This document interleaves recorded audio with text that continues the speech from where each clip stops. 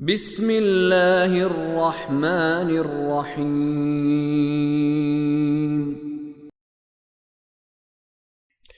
ونادى أصحاب الجنة أصحاب النار أن قد وجدنا ما وعدنا ربنا حقا فهل وجدتم ما وعد ربكم حقا قالوا نعم فأذن مؤذن بينهم اللعنة الله على الظالمين۔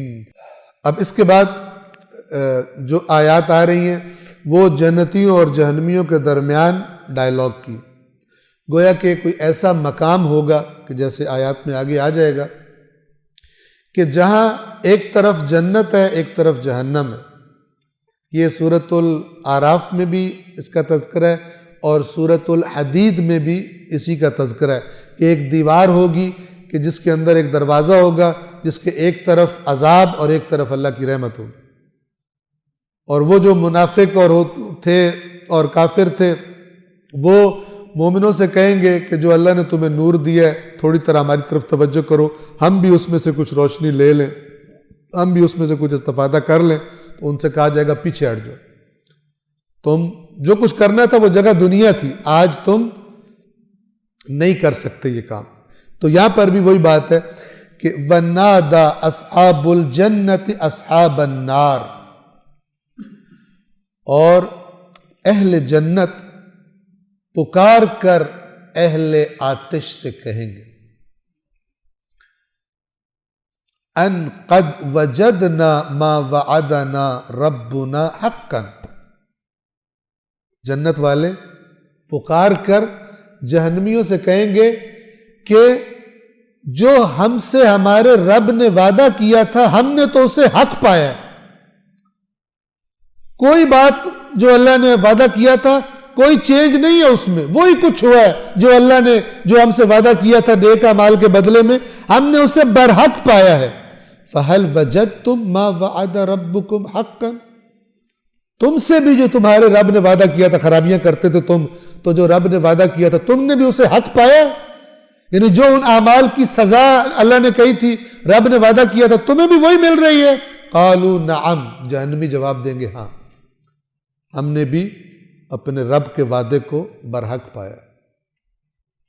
فَأَذَّنَ مُؤَذِّنٌ بَيْنَهُمْ، تو پھر ایک ان کے دونوں کے درمیان ایک اعلان کرنے والا اعلان کرے گا، اللعنۃ اللہ علی الظالمین، کہ اللہ کی لعنت ہے ظالموں پر۔ جب دنیا میں تھے تو کیوں نہیں خدا کی باتوں پر دھیان کرتے تھے، کیوں نہیں کان دھرتے تھے؟ تمہیں انبیاء کا خلوص، انبیاء کی زحمات، تمہیں کچھ بھی دکھائی نہیں دیتا، صرف اپنی خواہشیں دکھائی دیتی تھی۔ کیا کمی تھی ان شخصیات میں جو ہم نے بھیجی تھی تمہیں دین بتانے کے لیے؟ کس صفت میں وہ کم تھے؟ انسان کی جو صفات ہوتی ہیں جس سے وہ ایک اچھا انسان کہلاتا ہے، کیا چیز ان میں کم تھی؟ تم سے محبت میں کمی تھی، تمہارے لیے تڑپ میں کمی تھی۔ ہمارے انبیاء نے تمہیں سیدھے راستے پر لانے کے لیے کیا کیا نہیں کیا، پھر بھی تم ادھر لگے رہے۔ لعنت اللہ علی الظالمین، پھر وہ اعلان کرنے والا اعلان کرے گا کہ ظالموں پر اللہ کی لعنت ہے۔ اور ہماری جو مکتب اہل بیت کی روایات ہیں ان میں یہ آیا ہے کہ مثلا مولا علی علیہ السلام نے فرمایا کہ وہ اعلان کرنے والا میں ہوں گا قیامت کے دن۔ مولا علی کی جو شخصیت ہے حتیٰ کہ اہل سنت برادران کی روایات میں بھی معیار ہے۔ ایک روایت ہم نے پہلے بھی شاید یہاں بھی بیان کی ہو کہ ایک شخصیت ہے بہت بڑی، امام احمد ابن حنبل جنہیں کہا جاتا ہے، ایک پورا مسلک ہے جو ان کو فالو کرتا ہے آج بھی۔ 4 ائمہ جن کو اہل سنت فقہی اعتبار سے فالو کرتے ہیں ان میں سے ایک۔ تو ان کے پاس ایک شخص آیا اور کہا کہ یہ کچھ لوگ کہتے ہیں علی قسیم النار والجنہ، علی جو ہے وہ آگ اور جنت، آگ کا اور جہنم اور جنت کا، آگ کا اور جنت کا قسیم ہے۔ قسیم سے مراد یہ ہے کہ یہ معیار ہے تقسیم کا۔ اس نے چونکہ احمد ابن حنبل بہت بڑے محدث تھے، مسند احمد ابن حنبل ایک بہت بڑی حدیث کی کتاب ہے جس کے اندر احمد ابن حنبل کی جمع کردہ روایات، بہت بڑی کتاب ہے۔ اب یہ جو سوال کرنے والا تھا یہ ظاہر ہے پوچھ رہا تھا اس لیے کہ اس کو اس کی سمجھ نہیں آ رہی تھی، چونکہ جو بھی حضرت علی کی فضیلت بیان کی جاتی تھی اس زمانے میں کہتے تھے پروپیگنڈا اتنا تھا۔ یہ وہ زمانہ ہے کہ جس میں یہ پروپیگنڈا عروج پہ تھا بنو عباس کا۔ پہلے بنو امیہ نے ظلم کیے اور اس کے بعد بنو عباس نے ظلم کیے اہل بیت کی شخصیات پر، ان کی شخصیات پر بھی اور ان کے اجسام پر بھی، بدن پر بھی اور پرسنالٹی پر بھی بدنام کیا، برا بھلا کا۔ تو لوگوں کو یقین ہی نہیں آتا تھا کہ ان کی کوئی فضیلت ہو سکتی ہے۔ تو اس نے آ کر احمد ابن حنبل سے سوال کیا کہ یہ روایت جو کچھ لوگ کہتے ہیں یہ صحیح ہے؟ احمد ابن حنبل نے اس سے کہا کہ کیا اللہ کے رسول نے علی سے یہ نہیں فرمایا تھا کہ تجھ سے محبت نہیں کرے گا مگر مومن اور تجھ سے بغض نہیں رکھے گا مگر منافق؟ تو یہ حدیث تو اہل سنت میں معروف ہے۔ اس نے کہا یہ حدیث صحیح ہے سوال کرنے والے نے۔ احمد ابن حنبل نے اس سے کہا کہ اب پھر مجھے تو ہی بتا کہ مومن کا ٹھکانہ کہاں ہے؟ اس نے کہا جنت میں۔ اور منافق کا ٹھکانہ کہاں ہے؟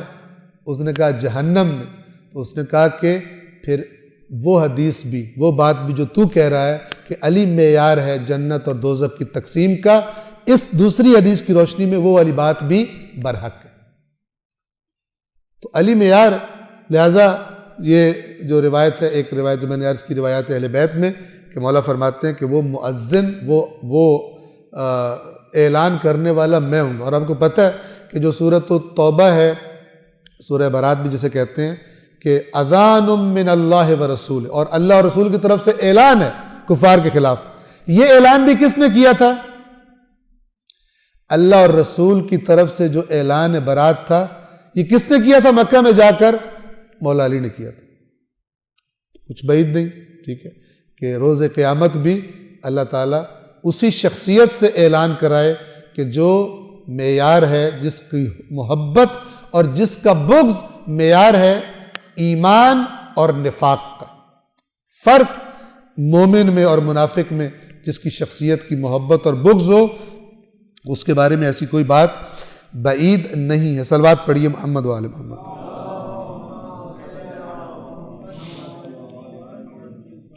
تو ایک اعلان کرنے والا، پکارنے والا پکار کر ان دونوں کے درمیان میں کہے گا ظالموں پر اللہ کی لعنت۔ اللہ العلی العظیم۔